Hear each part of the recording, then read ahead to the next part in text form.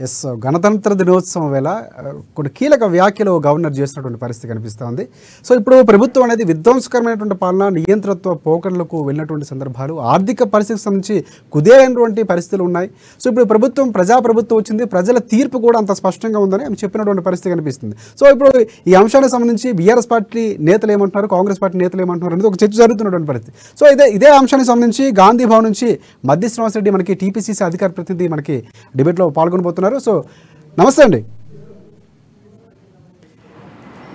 Yes Srinivas Reddy గారు, ఇక్కడ చూసుకుంటే గవర్నర్ వ్యాఖ్యలు చూసుకుంటే ప్రజాప్రభుత్వం వచ్చిందని చెప్తున్నటువంటి పరిస్థితి ఓవైపు కనిపిస్తుంది. గత ప్రభుత్వం పూర్తిగా ఆర్థిక వ్యవస్థకు సంబంధించి పూర్తిగా కుదేలు చేసింది, విధ్వంసకరమైనటువంటి పాలన సాగించిందని చేశారు. సో దానికి ఆ వ్యాఖ్యలకి ఇప్పుడున్న ప్రభుత్వానికి సో ఇప్పుడు బ్యారేజ్ చేసుకుంటే గవర్నర్ వ్యాఖ్యలు ఏ విధంగా చూడొచ్చు?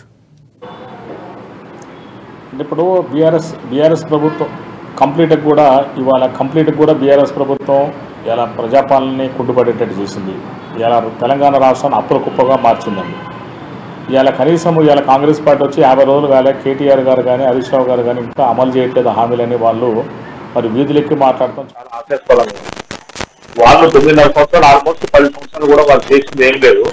కానీ కాంగ్రెస్ పార్టీ వచ్చి ఇప్పుడు ఒక 50 రోజులు కాకముందే వాళ్ళు ఇప్పుడే కాంగ్రెస్ పార్టీ ఏం చేయట్లేదు, కాంగ్రెస్ పార్టీ ఏమైనా పని చేసుకుంటుంటే వాళ్ళని అధ్యక్షం విద్యాసం బట్టలు తీసుకోవాలి అన్పార్లమెంటరీ వాడు కూడా ఒక కేటీఆర్ లాంటి కేటీఆర్ హరీష్ రావు లాంటి వ్యక్తులు కూడా మరి అట్లాంటి వాక్యాలు మాట్లాడతారని చాలా ఆశ్చర్యపరం. ఇలా మా రేవంత్ రెడ్డి గారు నా స్వయంగా చెప్పాడు, నా బూత్ లెవెల్ టెండర్ల సమావేశం చాలా స్పష్టంగా చెప్పాడు. నేను ఒక ఎస్పెషల్లీ మళ్ళీ అలా సేమ్ టైం కూడా మరి రేవంత్ రెడ్డి గారిని ఒక మేస్త్రిగా అనేది మరి ఆయన ఒక రకంగా ఆయన కించపరిచేట్టుగా మాట్లాడాడు. మరి కేటీఆర్ గారు చూసుకునే మేస్త్రీలు అంటే తక్కువ అంచనా నాకు అర్థం కాదు. ఆయన ఇల్లు కట్టిన రోజు మేస్త్రీలే కదా, మరి ఆయనకి ఇలా రాజభవనాలు కట్టించి కూడా మేస్త్రీలే కదా, సెక్రటరీ కట్టింది కూడా మేస్త్రీలే కదా, ఇలా తాజ్మహల్ కట్టింది కూడా మేస్త్రీలే కదా. ఇవాళ మేస్త్రీని తప్పు చేసి మాట్లాడతాము, ఏ మేస్త్రిని తప్పు చేసి మాట్లాడతాం కూడా ఆయన తప్పదు. ఇలా ఎందుకంటే ఇలా అందరినీ గౌరవించవలసినటువంటి అవసరం ఉంది ఈ వ్యవస్థలో.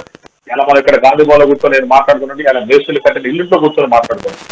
అదే రేవంత్ రెడ్డి గారు ఏమన్నారు, అవును నేను కాంగ్రెస్ పార్టీ మీ రాష్ట్రాన్ని మీరు అప్పుల కుప్పగా మార్చారు, ఈ రాష్ట్రాన్ని మీరు సరి చేయడానికి కూర్చొని మేస్త్రీని అని చెప్పారు ఆయన. చాలా స్పష్టంగా నిన్న మరి ఈవినింగ్ చెప్పడం జరిగింది. సో వాళ్ళు ఒక అధికారం కోల్పోయే వరకు ఒక దొరతనం, ఒక ఆంభావం, ఇంకా ఆంభావం పోలే, ఇంకా వాళ్ళు అధికారంలో ఉన్న ఫీలింగ్ తో ఉన్నారు తప్ప వాళ్ళు ఇంకా అదే భ్రమంలో ఉన్నారు. దయచేసి ఆ భ్రమ నుంచి బయటకు రండి. మిమ్మల్ని తెలంగాణ సమాజంతో విసుకొట్టింది, మిమ్మల్ని తెలంగాణ సమాజం వ్యతిరేకించింది,